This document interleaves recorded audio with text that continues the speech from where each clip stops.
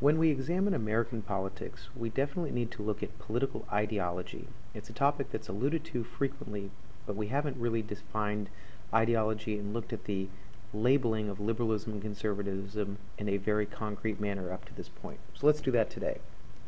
First off, political ideology is defined as a set of beliefs and values that shape a person's view. It's a consistent set of beliefs that are across several different political items, several topics like social issues, military and national defense, social programs, and economic matters. And when we look at ideology, we want to look at the history of ideology in our country. And we'll start with classic liberalism. When we looked at liberalism in the 1800s, what we were talking about was an idea of limited role for government. For classic liberals, their belief was that government was a chief threat to liberty, and that the role of the government was solely to protect personal property rights. If that sounds like a modern conservative, it's because it is a modern conservative. So just a quick note, classic liberals are modern conservatives. So then what does liberalism mean today if conservatives have taken over the classic liberal mantra? Well, modern liberalism really started in the 1930s with Franklin Roosevelt and the New Deal. Under Franklin Roosevelt, we saw an expansion of the role of government. We saw an emphasis on a big, activist government promoting social programs.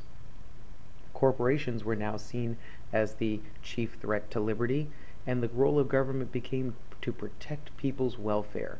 That's why you saw the start of programs like Social Security, providing that large social safety net.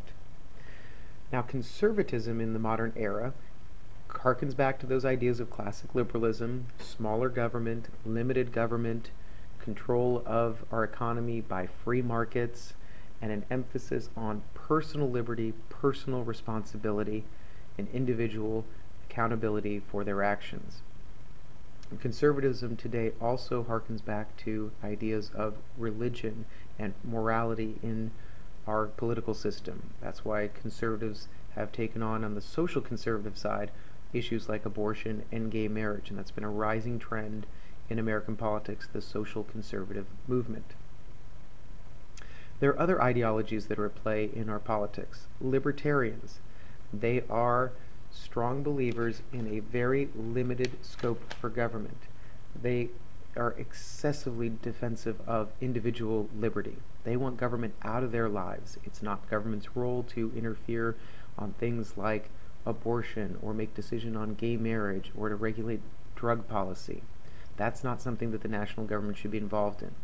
Essentially, for a libertarian, national security and defense are the primary roles of government, and everything else should be left to individuals and to states to decide.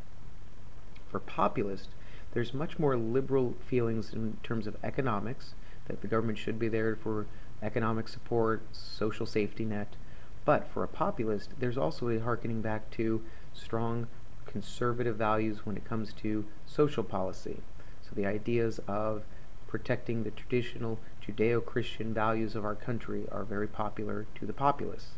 That is a brief overview of political ideology and a topic that will be explored in greater detail as we move on in the curriculum.